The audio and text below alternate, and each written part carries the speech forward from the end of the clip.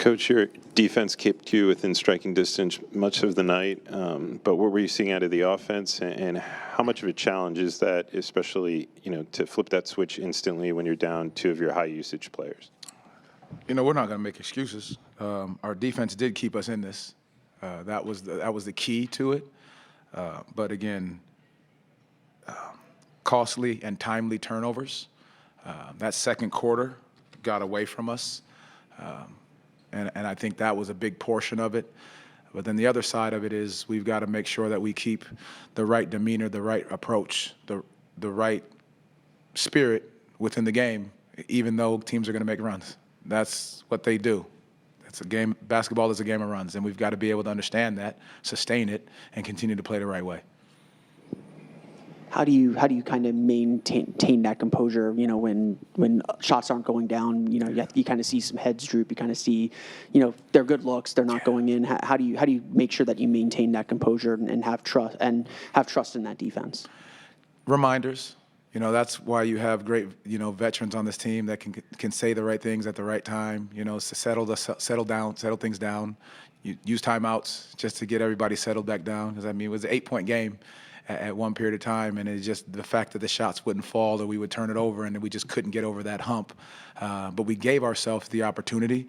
But again, in these situations is when you have to continue to stay the course, knowing that this game, it's a game of runs. There's going to be ups, there's going to be downs, but you don't want to ride the wave of the emotions of that. Coach, along those same lines, Jalen's somebody who obviously wears his heart on his sleeve and is very, very comfortable showing his emotions throughout a game. How would you kind of assess the way that he played tonight? It seemed like he maybe was a little bit frustrated with his output. Again, this is one of those games where it's a physical battle. It's tough. You're getting hit, you're getting grabbed, you're getting held, and then you're not making shots. I think that's, as a group, sometimes that can feel a certain way. But again, our defense didn't waver. They hit some big-time shots. We happened to get some great looks. They didn't fall. And then at the time, we turn it over, and then they get out on the break. So, again, our ability to know that that's going to be the case in a lot of these games because we're hanging our hats on the defensive end of the floor, but we've got to stay the course no matter what's happening throughout the game. You went to Corey Joseph midway through the third quarter. Just those were his first real minutes this season in that setting. What went into that decision? What did you think he provided?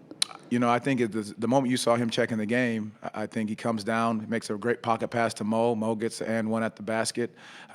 He's a pro. He's a vet. He understands the pace of the game, the speed of the game, how he needs to play, how to get guys involved. Again, just a little bit of settling. I think that's what he does. The guys are all supportive of who he is and what he's done and what he brings to this group. So again, that was the call in that situation to bring that level to us. I think they called the first time out after we got in there and went on a good little run. Not that you're going to use the excuse of not having Paolo and Franz, but without them, the margin for error probably shrinks a little bit. How do you kind of maintain, or how do you kind of recognize that pressure that you have to be a little bit sharper and kind of fight your way through any mistakes that happen? Well, that Milwaukee game was also a great lesson in that. The margin of error. The margin of error is slim, and I think you saw that in 2 threes because of an assignment can change the game. Similar situation here, one turnover changes the game in a small possession game. Fouling in a situation where they get 30 free throws, we get 13. That's the difference in the possession battle. I think those things that we continue to look at, and we have to know that we're not fortunate enough to be able to make those mental lapses in these moments, but these are lessons that we'll have to continue to learn. You go back and look and watch the entire film and see exactly what needs to be done and how we can continue to improve. Career high for Tristan tonight. What did you think of his performance? I thought Tristan did some very good things. I think he was aggressive in the pick and roll. I thought he stepped into his shot with confidence. I think the guys were looking for him. His ability to run the floor, push the break, attack the basket the right way. Whether he got the call or not attacking the rim is one thing, but I like his aggression in this situation. Some big-time defensive matchups, switching on to Brunson a few times. Where do you think he's kind of growing on the defensive end, and where do you think he's at currently on that end? I think for any rookie coming in, I think just learning and figuring out the pace of the game, the style of play of different guys. I mean, Jalen Brunson is not an easy matchup to switch on, no matter who you are. And your ability to sit down and guard and do it without fouling is a tall task. And I think he's continuing to learn that and figure out how he can guard 1 through 4, because that's what's going to be asked of him at times. Again, as the pace of the game changes for him and he starts to see it and register and it starts to slow down, I think those are going to be, great qualities that he'll continue to possess and gain.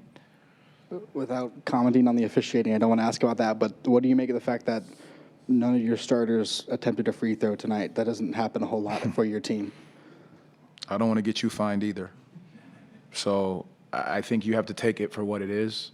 I think 30 free throws. Now, we did foul down the back end, and I understand that.